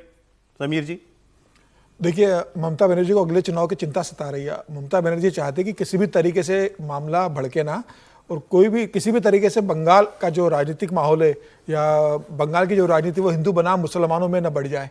क्योंकि ममता बनर्जी जानती है कि अगर इस तरीके से होगा, अगर अल्पसंख्यक जमीन पर उतरेंगे, कुछ करेंगे विरोध प्रदर्शन, पार्टी के नेता समर्थन देंगे तो हिंदुओं भी एकत्रित होंगे और उसका असर चुनाव में होने वाला है। ममता बनर्जी को यही डर है, इसलिए ममता बनर्जी कर रही है। और जो भाषण था ममता बनर्जी का बहुत संयमित भाषण था कि आप लोग मिलकर रह रहे हो, आप हिंदुओं के त्यौहार में शामिल हो रहे हो। तो वे बताना चाहती है कि भाई किसी भी तरीके का प्रदेश के अंदर उत्पात अगर होता है तो सीधा सीधा ममता के ऊपर जो सुकांत मजूमदार कह रहे हैं कि ममता बनर्जी किस तरीके से मुस्लिम तुष्टिकरण की राजनीति कर रही है। और यह बंगाल में हो गया है कि ममता बनर्जी अपने राजनीतिक करियर में जिस तरीके से मुसलमानों के साथ खड़ी रही है, लॉ एंड ऑर्डर वो पूरे मुसलमान समाज वहां पे जिस तरीके से करता रहा, ममता बनर्जी उनको सहयोग करती रही। तो एक बड़ा वर्ग ये मान रहा है कि जो अभी सुकंत मजूमदार ने कहा कि भाई पश्चिम बंगाल क्या पश्चिम बांग्लादेश बनने की राह पर चल गया है। और ये बड़ा एक डर वहां के हिंदू समाज में बैठ रहा है कि इस तरीके से अगर संविधान को आप नहीं मानोगे, कानूनों को नहीं मानोगे, आप दिन दहाड़े पथराव करोगे, घर में आगजनी करोगे और प्रशासन कुछ नहीं करेगा। अगर पुलिस कार्रवाई करने निकलती है तो उनके जो नेता है टीएमसी के, वो पुलिस के खिलाफ भी कार्रवाई करने की धमकी देंगे। तो मुझे लग रहा है कि ममता बनर्जी का पूरा ध्यान चुनाव की तरफ है और वो इससे बचना चाहती है कि बंगाल में हिंदू बनाम मुसलमान का चुनाव न हो जाए। उन्होंने ये कहा भी कि लोग बीजेपी वाले कहते हैं कि मैं एंटी हिंदू हूं, तो प्रदेश के लोग जानते हैं कि मैंने क्या किसके लिए काम किया है और सवाल ये भी था कि बंगाल में ही क्यों हुआ। अब उत्तर प्रदेश में आपको बताता हूं। अब जैसे ही All India Muslim Personal Law Board ने कहा था कि हाथ पर काली पट्टी बांधकर आप नमाज पढ़ने के लिए आइए, वहां जितने लोग दिखाई दिए पुलिस ने सबके ऊपर FIR की है। तो वहां लोग मतलब विपक्ष कहेगा कि यहाँ तानाशाही चल रही है, लेकिन वो इसको सख्ती मान रहे हैं अपनी। नहीं, काली पट्टी लगाने पर FIR किस धारा के तहत होगी? माहौल खराब करने के लिए नहीं, माहौल लगा, ये तो काली पट्टी लगाने का तो हम लोग ट्रेड यूनियंस लगाया करती थी। जो है जब भी मैनेजमेंट के खिलाफ कुछ होता था तो काला बिल्ला लगा के लोग काला पट्टी बन काम करते थे। पार्लियामेंट में लोग काली पट्टी लगा के आते हैं, विरोध प्रकट करते हैं। FIR दर्ज है, कितना वो FIR टिकेगी कोर्ट में, अदालत में? क्योंकि कानून तो ऐसा नहीं काली पट्टी लगा करके आपको के खिलाफ जो, हाँ आप कोई काली पट्टी लगाकर पत्थर फेंक रहे हो, आप आग लगा रहे हो, आप हल्ला मतलब कोई अभद्र भाषा का प्रयोग कर रहे हो सड़क पर, तब आप FIR दर्ज कर सकते। वो सब यहाँ हो रहा है, संविधान नहीं मानेंगे कि नारे लगा रहे हैं। यहाँ तो हो रहा है, यहाँ तो कार्रवाई पुलिस करेगी जो करना चाहिए। मैं बात कर रहा हूँ काली पट्टी लगा करके। आपने कभी सुना काली पट्टी लगाने पे FIR दर्ज हुई हो? हम लोगों ने तो स्टूडेंट मूवमेंट में भी बहुत काली पट्टियां लगाई। ममता जी किसी परेशानी में है? अगले साल चुनाव है। नहीं, चुनाव जब आता है दबाव तो बढ़ता ही राजनीतिक दलों पर। जहाँ जहाँ जिस राज्य में चुनाव हो वहाँ राजनीतिक दलों पर दबाव पड़ेगा। वो भाई उनको अपनी ज़मीन बचानी है, बीजेपी उनकी ज़मीन छीनने की कोशिश करेगी। वो सब जो पिछला चुनाव याद करिए, दीदी वाला जो सारा हल्ला गुल्ला मचा था, जब कोविड था उस समय फिर भी चुनाव हुए थे, और फिर वही वो सारे दृश्य सामने आएंगे। फिर दोनों पार्टियों के बीच शक्ति परीक्षण होगा सड़क पर। तो ये तो चुनाव जब होता है तो दबाव तो होता ही है, लेकिन काली पट्टी बांधने पर आप FIR दर्ज करते हैं, ये तो मतलब मेरी समझ में तो। अब वक्त से जुड़ी खबर जम्मू कश्मीर की भी। सर आप इस पर भी कहना चाहेंगे तब कह लीजिएगा, मैं वो तस्वीर लेके दिखा देता हूं। वक्त जम्मू कश्मीर के असेंबली में आम आदमी पार्टी का एक विधायक है, जम्मू रीजन से ही, ये है मुसलमान, और ये इनकी जो है बीजेपी वालों के साथ कुछ तनातनी हो गई और मामला हाथापाई तक पहुंच गया। कुछ लोगों ने तो यहां तक कहा कि इनकी बीजेपी के विधायकों ने पिटाई कर दी, और फिर इन्होंने मीडिया के सामने एक किसी टेबल पर खड़े होकर के खूब चिल्ला कर अपनी बातें कहीं, छोड़ूंगा नहीं, मैं किसी को नहीं छोड़ूंगा। कितने लोग कहां से आ गए बाहर, इतने लोग, देखो कितनी भीड़ जमा है। अब इस भीड़ में आपको पहचानना पड़ेगा, मैं पहचानता हूं, आपको बताता हूं वो व्यक्ति कौन है। बहरहाल बीजेपी वाले कह रहे हैं कि ये आदमी हमेशा हिंदुओं के खिलाफ गलत बात कहता है। अब बीजेपी के विधायक जो बाहर निकले उनमें से किसी ने कहा कि इन व्यक्ति ने ये कहा कि टीका लगा करके लोग बलात्कार करते हैं। इससे पहले ये कह चुके हैं कि हिंदू लोग ही हैं जो शराब पीते हैं। तो इस बात पर बीजेपी के जो लोग थे वो भड़के हुए थे, और आज इनका उनसे आमना सामना हो गया। त्रिपाठी जी देखिए, पहली बात तो ये कि अरे वो बयान है मेरे पास, वो सुना देता हूं, सुना दी। 2% का इंसान MLA बन के आ गया, कुछ भी करेगा, इसको नहीं शेयर करेंगे। इसने गालियां दिया भी हिंदुओं को कि हिंदू तिलक लगा के पाप करता है, हिंदू तिलक लगा के चोरियां करता है। इसको बताएंगे आज। गाली इसने क्या दी? ये बोल रहा है जगह जगह कि हिंदू तिलक लगा के चोरियां करता है, हिंदू तिलक लगा के पाप करता है, हिंदू तिलक लगा के शराब पीता है। इसको बताएंगे हिंदू क्या क्या करता है। जी नहीं, देखिए ये बड़ा विचित्र है, और मतलब ये सामान्य अभ्यास है कि आपको अगर सेकुलर बनना है तो हिंदू को गाली दे दो। हिंदू पहचान पर, हिंदू टीके पर, हिंदू प्रतीक पर, हिंदू आस्था पर, हिंदू भगवान पर, किसी पर भी आप अगर कुछ उल्टा सीधा कह देते हैं तो आप सेकुलर हो जाते हैं। आप अगर मतलब मुझे तो नहीं ध्यान में आता है, यहां तक कि सामान्य हिंदू भी दूसरे किसी रिलीजन, किसी मजहब पर चर्चा भी करने से बचता है। अब कई बार लोग कहते हैं हिंदू धर्म उदार है, हिंदुओं में बहुत उदारता है, विद इन हिंदू कम्युनिटी ऐसे कमेंट आते हैं। तो हम कई बार कहते हैं चलो ठीक है, हम अपने आप को सुधारते भी हैं, हम अपने आप को साहस करते हैं, क्योंकि हम तो मानते हैं ना कि भगवान को भी भक्त लेकर आता है, हम तो उस धारा वाले हैं जी। लेकिन अगर कोई ये कहे कि टीका लगाकर कोई पाप कर रहा है, चोरी कर रहा है, शराब पी रहा है, तो ये तो राहुल गांधी से प्रेरित है कि लोग मंदिर में क्यों जाते हैं। वैसे बता दें लगातार तीसरा दिन है जो जम्मू कश्मीर के असेंबली में यूं हंगामा हुआ है। जम्मू कश्मीर की असेंबली में हंगामा इस वजह से नहीं हो रहा जो आम आदमी पार्टी ये आज एक अलग बात निकल आई, ये अलग बात निकल आई। वो तो वक्फ बिल को लेकर ही वहां पर लगातार हंगामा हो रहा है और वो चर्चा कर रहे हैं। वहां पर भी मारपीट जैसी नौबत आ गई थी, काफी हंगामा वहां हुआ और वो वक्फ बिल का विरोध कर रहे हैं। ठीक है, और इन बातों का तो कोई मतलब, इसका कोई लॉजिक दिया जा सकता है कि कोई कहे कि तिलक लगाकर आप गलत काम करते हैं, बलात्कार करते हैं। ने ये बयान पहले दिया था कि हिंदू लोग शराब पीते हैं। उसके बाद अगर इनकी पार्टी ने इन पर कुछ एक्शन लिया होता तो आज इसकी हिम्मत होती दूसरी बात कहने की। कौन सी पार्टी? आम आदमी पार्टी है कहीं आजकल, वो तो मेरे को बहुत समय से पता नहीं है कि केजरीवाल साहब हैं कहाँ, कौन पंजाब एक्शन में। लेगा कौन नहीं लेगा। फीते काट रहे हैं वहाँ मनीष लेकिन वो सिसोदिया। अलग इशू है, मैं कह रहा हूँ कि वो तो खैर उनका पॉलिटिकल होगा, लेकिन इस तरह की बातों का कोई मतलब नहीं है और इस पर चर्चा करना या इसको कोई कहेगा कि सपोर्ट करते हैं हम, इसका भी कोई मतलब नहीं है। और ये बात ठीक है कि बहुत सारे लोग सेक्युलर बनने के लिए जी हिंदू सर, धर्म समय को हो गया जो मेरा। भी होते हैं, बंगाल पर एक क्विक कमेंट सर। बंगाल में ममता जी की तमाम कोशिश ये है कि रिवर्स पोलराइजेशन की तरफ ना बढ़े बंगाल, अच्छा वही उनको नुकसान पहुंचा सकता है, ये उनका एक फोकस है। ठीक, बहुत स्वागत। आप देख रहे हैं कहानी कुर्सी की, और कहानी कुर्सी की में बात करते हैं भारत के बदले की। 26/11 के एक जितने उसके मास्टरमाइंड थे आप कहिए, या जो लोग उसको प्लान करने वालों में से थे, उनमें से एक ये शख्स था। इसका नाम है तहव्वुर राणा। तहव्वुर राणा एक कनाडा का सिटीजन है, इस वक्त अमेरिका की जेल में बंद है और पाकिस्तानी मूल का है, और भारत में इसका प्रत्यर्पण हो रहा है। और बहुत मुमकिन है कि आज ही तहव्वुर राणा को भारत ले आया जाए। भारत की जो एजेंसियां हैं उनकी टीमें इस वक्त अमेरिका के अंदर मौजूद हैं। अभी जानकारी अभी आई नहीं है, लेकिन हो सकता है कि ये भारत के रास्ते में भी हो। और इसका भारत आने का रास्ता साफ हुआ जब राष्ट्रपति ट्रंप बने, और उन्होंने जब प्रधानमंत्री मोदी वहां गए थे तो प्रेस कॉन्फ्रेंस में ही कहा था कि हम इस तहव्वुर राणा नाम के आदमी को भारत को सौंप रहे हैं। ये एक बड़ा ईविल शख्स है, बहुत खराब आदमी है, इसने बहुत लोगों का कत्ल का जिम्मेदार है, और अब हम इसे भारत के हवाले करने जा रहे हैं। इसकी भूमिका थोड़ी सी आपको बताता हूं। 2 लोगों के नाम आपने सुने होंगे, इसके अलावा एक डेविड हेडली का भी नाम, David Coleman Headley. David Coleman Headley भी पाकिस्तानी मूल का है, वो भी शायद कैनेडियाई मूल का ही था, और वो भारत में एक फर्जी रूप से एक कोई कंपनी चलाने के नाम से आया। उसने अपनी पहचान छुपाई और उसने सारी जगहों की रेकी की जहां पर 26/11 के पाकिस्तान के आतंकवादियों ने बम बरसाए थे, गोलीबारी की थी। सीएसटी का रेलवे स्टेशन कहां पर है, ताज का मुंबई का होटल कहां पर है, शबाड हाउस कहां पर है, वो जो होटल था उसके अंदर बांद्रा के अंदर, कोलाबा के अंदर, वहां पर जाकर वो कहां पर है। इन सब जगहों की रेकी कोलमैन हेडली ने की थी, और उसको यहां पर लाने वाला ये शख्स था। 26/11 के हमले से पहले कई दिन ये भारत में भी रहा, और इसने वीजा की और भारत में आने की जितनी फॉर्मेलिटीज थी उस डेविड कोलमैन हेडली की, इसने पूरी की थी। फिर इसमें एक और किरदार आता है, एक मेजर पाकिस्तान की आईएसआई का। वो दरअसल पाकिस्तान में बैठ करके जब यहाँ ये सारा कत्लेआम मचा रहे थे ये सारे आतंकवादी, जिनमें से एक कसाब था जो इकलौता जिंदा आतंकवादी पकड़ा गया, बाकी ये कुल 10 लोग आए थे। वो उन 10 के 10 लोगों को इंस्ट्रक्शन पाकिस्तान में लाइव बैठ के देता था। उसके साथ भी इस डेविड कोलमैन हेडली की बातचीत करवाने वाला ये तहव्वुर राणा।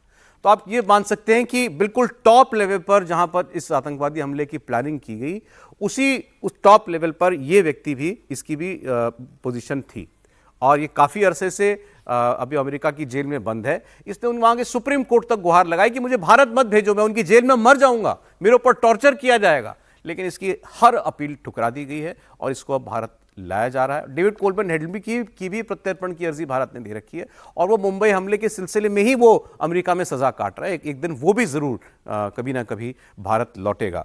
और इसमें खास एक व्यक्ति को क्रेडिट जाता है, बल्कि 2 लोगों को कहना चाहिए। प्रधानमंत्री नरेंद्र मोदी तो है ही, उनकी सरकार ने ट्रंप एडमिनिस्ट्रेशन के साथ ये सारी बातचीत की, लेकिन राष्ट्रीय सुरक्षा सलाहकार अजीत डोवल, जानकारी यह है कि इसके एक्स्ट्राडिशन के लिए उन्होंने पर्सनली हर लेवल पर भारत की हर एजेंसी और हर एंगेजमेंट जो हुई उस पर पर्सनली निगाह रखी, और अभी भी वो ओवरसी कर रहे हैं इस पूरे ऑपरेशन को, कि जब तक ये भारत नहीं आ जाता तब तक हम चैन से नहीं बैठेंगे, कि आखिरी वक्त में भी कोई अड़ंगा ना लग जाए। अजीत डोवल साहब का पूरा ध्यान अभी इस तहव्वुर राणा के भारत लौटने पर है।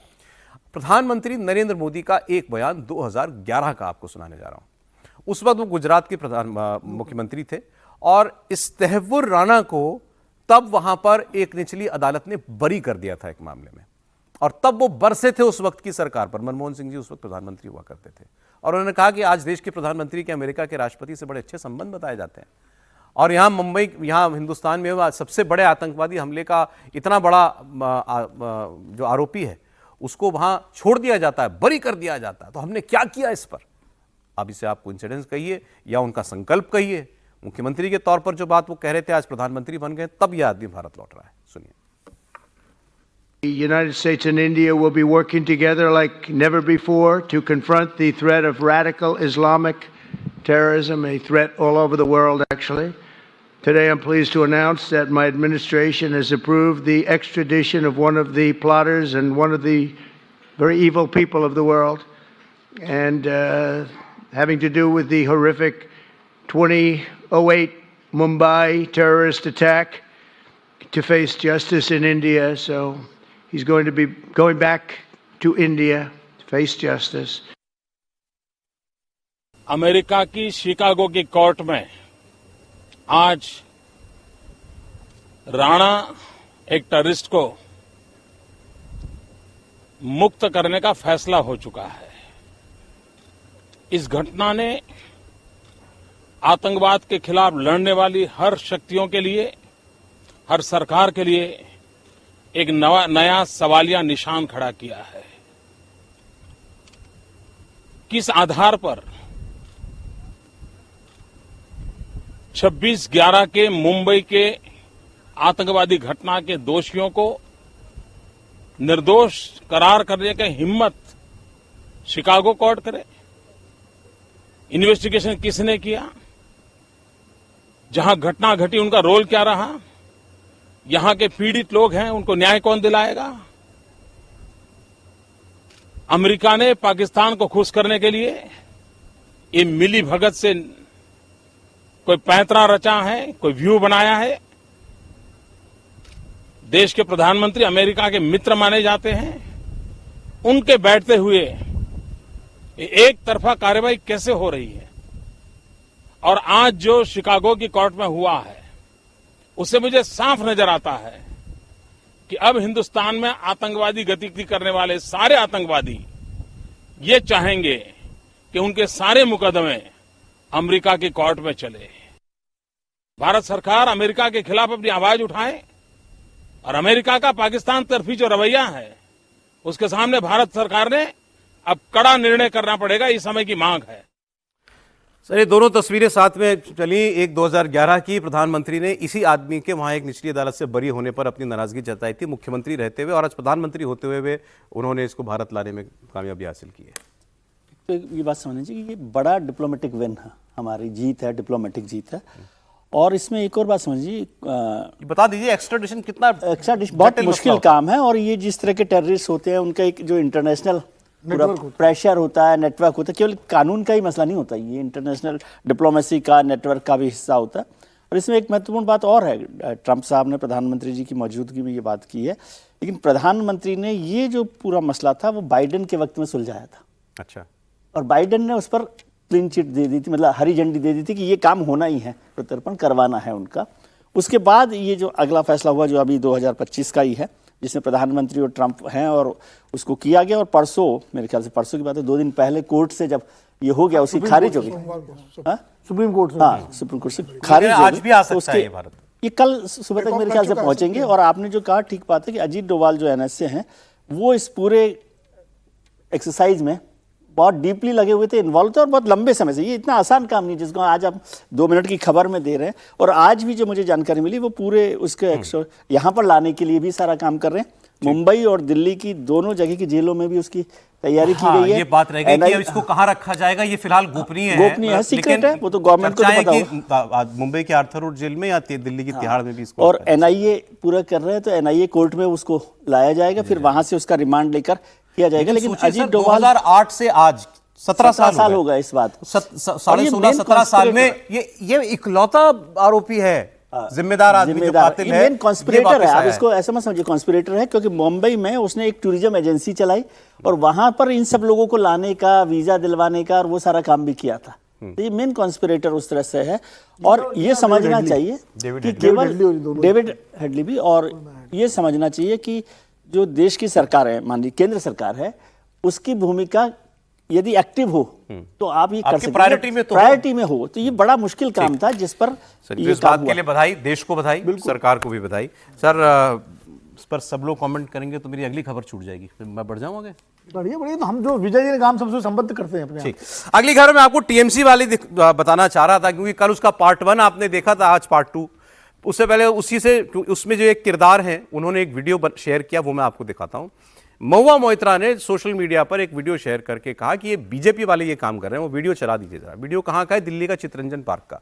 दिल्ली का सीआर पार्क बंगाली मूल के बहुत सारे लोग रहते हैं और जो दिल्ली में रहते हैं उनको मालूम है कि दिल्ली के अंदर दुर्गा पूजा सबसे ज्यादा कहाँ सजती है, कहाँ बनती है, तो वो सीआर पार्क है। अच्छी मछली कहाँ मिलती है खाने को, तो वो सीआर पार्क है। अब वहां पर एक व्यक्ति पहुंचा और वहां ये आप देख रहे हैं फिश मार्केट लगी हुई है और वो वहां जाकर के सबसे कहने लगा, देखो भाई आप अपना व्यवसाय कर रहे हो, लेकिन मेरी आपत्ति आपसे ये है कि आपकी दुकान मेरे मंदिर के बगल में लगी है। ये मेरी मंदिर की, हनुमान जी के मंदिर की दीवार है, उसके बगल में आप मछली बेच रहे हो, ये ठीक नहीं है और मैं डीडीए से भी इस पर शिकायत करूंगा। अब महुआ जी को लगा कि ये दादागिरी है, ये तो वो धमका रहा है लोगों को। थोड़ा सा सुन लीजिए, फिर मैं आगे आपको बताऊं। ठेस पहुंचा रही है। क्या इस बात में दिक्कत है तो मुझे बता दो। डीडीए की भी चूड़ियां कसी जाएगी, डीडीए कोई ऐसे भाग नहीं सकता। डीडीए ने जो गलतियां की है हम उसको भी सुधारेंगे। और मंदिर की मर्यादा सिर्फ हम नहीं देख रहे भाई, आप नहीं देख रहे, पूरा हिंदुस्तान। जब पूरा देखो सीआर पार्क बहुत पॉश एरिया है, यहाँ पे फॉरेनर्स भी आते हैं। सभी भाइयों से यही आदेश है, इसका उस विवाद से कोई संबंध नहीं है, लेकिन लोग कह रहे हैं कि उस विवाद से लोगों को डाइवर्ट करने के लिए महुआ जी शायद अब ये वीडियो डाल रही हैं ताकि उनकी बात हो तो इस बहाने हो, वो उस पुराने मामले पर ना हो। पुराने मामले में दो लोगों के, दो मुख्य किरदारों के बयान आ गए हैं। एक उसमें से कल्याण बनर्जी हैं, जिनकी महुआ मोइत्रा के साथ बहस हुई थी और कल्याण जी ने कहा कि महुआ कह रही थी पुलिस वालों को कि इसको अरेस्ट कर लो, तो वो खुलकर बरस रहे हैं महुआ मोइत्रा पर। और महुआ मोइत्रा के पक्ष में खड़े हो गए एक बड़े सीनियर सांसद पार्टी के सौगत रॉय कह रहे हैं कल्याण बनर्जी का तो बर्ताव हमेशा से ही ऐसा रहा है। उन दोनों की बात सुनाता हूं आपको।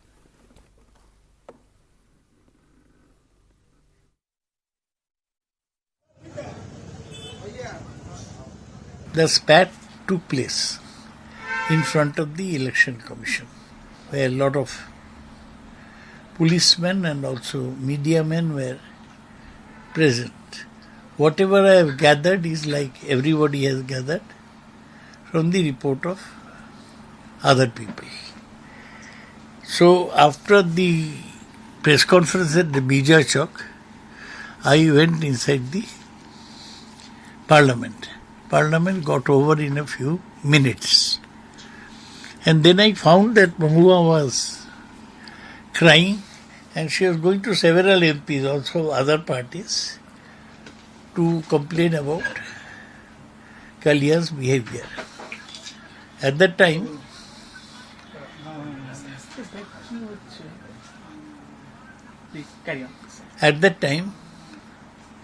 a number of our party MPs, both gentlemen and ladies, they were gathered and they were discussing that Kollan's behavior could be not tolerated anymore. সৌগতের কোন ক্যারেক্টার আছে নাকি? এখানে এক কথা বলে ওখানে আরেক কথা বলে। সৌগতের ক্যারেক্টারটাই হচ্ছে এর পিছনে লাগা ওর পিছনে লাগা, একবার একে ওখানে লাগিয়ে দেয় ওখানে লাগিয়ে দেয়, দেখ বলো লেখো। সৌগতের কোনোদিন 2001 থেকে আমাকে পছন্দ করেনি। প্রিয়রঞ্জন দাসমুন্সির লোক ছিল এরা। এদের মমতা ব্যানার্জি গালাগাল দিলে এদের গায়ে লাগে না। अब इसमें जो असली खबर है वो है तृणमूल कांग्रेस के अंदर की गुटबाजी की। और वहां गुट किसके हैं भाई?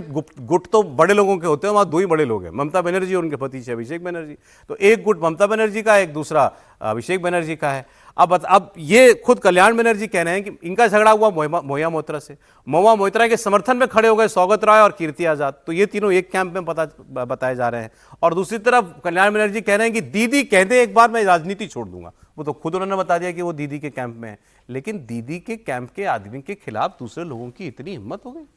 वही है जो हम लोग बात कर रहे थे, सोनिया गांधी के ग्रुप, राहुल गांधी के ग्रुप कांग्रेस पार्टी में नहीं कर रहे थे कि पुराने नेता सोनिया जी के साथ, नए नेता राहुल जी के साथ।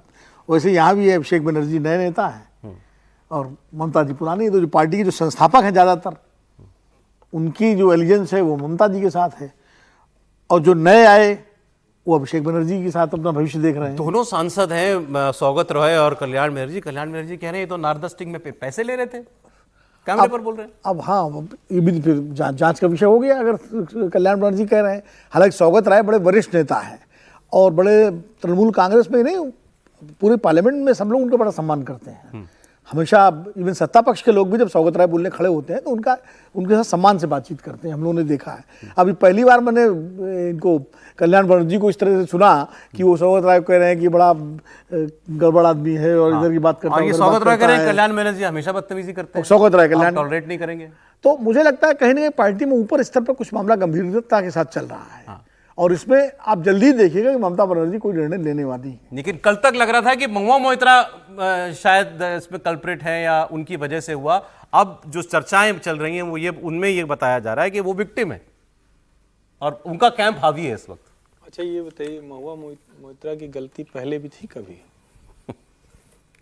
हुई उसमें गलती? वो जो वीडियोकॉन के लिए सवाल पूछा था, वो जो संसद की गरिमा को ताक पर रख दिया, महुआ जी की गलती भला कैसे हो सकती है? और महुआ जी की गलती होती तो ममता जी इतनी सीजन्ड पॉलिटिशियन है, उनको फिर से टिकट दे देती कृष्णनगर से। अरे भाई, इसका मतलब तय हुआ कि महुआ जी गलती कर ही नहीं सकती हैं। इसको यूं देखना चाहिए ना। और महुआ प्रभाव तृणमूल कांग्रेस में कितना जबरदस्त है, इतने गंभीर आरोप लगने के बाद किस किस तरह के झगड़े महुआ मोइत्रा के हवाले से आए। और कल्याण बनर्जी चूंकि वो भी थोड़ा सा ऐसे नेता हैं, अब सवाल तो यह है कि क्या करें, इसमें महुआ जी को प्रणाम करें या ममता जी को प्रणाम करें, जो ऐसे ढेर सारे नेताओं को इतने सब नवरत्न रखे हुए हैं। कल्याण बनर्जी, सौगत राय, सब कह रहे हैं, कान भरता रहता है, वो कुछ कह रहे हैं, वो कुछ कह रहे हैं। अभिषेक बनर्जी का गुट हावी हो गया ममता जी के गुट पर, अभी तो ये दिखाई दे रहा है। नहीं, अब इसको सिर्फ ये कहें कि ये गुट भर का मामला है, या कहें कि अब कई गुट हो चुके हैं, जो आपको समझ में आएगा कि गुट बचा भी है या नहीं बचा है। एक सारांश दे देंगे समीर जी इस पर, दी एंड वाला। देखिए सर, मुझे लगता है कि ममता बनर्जी पार्टी के अंदर कितनी कमजोर हो गई है कि अपने सांसदों को आप कंट्रोल नहीं कर पा रहे हो। कल ममता बनर्जी का बयान आया था इनके लेकर, कोई आप बयान नहीं देगा। और सार्वजनिक रूप से दो बड़े नेता पार्टी के, बड़े सीनियर सांसद है, एक दूसरे पर खुलेआम आरोप लगा रहे, तो वो इस बात को जानते हैं कि ममता बनर्जी स्थिति में नहीं है कि वो किसी पर कार्रवाई कर सके। मुझे लग रहा है ये आंतरिक संघर्ष जो बंगाल के अंदर चल रहा है ममता बनर्जी की पार्टी में, आने वाले दिनों में ये पार्टी के टूट का कारण बनेगा। कई बड़े सांसद पार्टी छोड़ेंगे।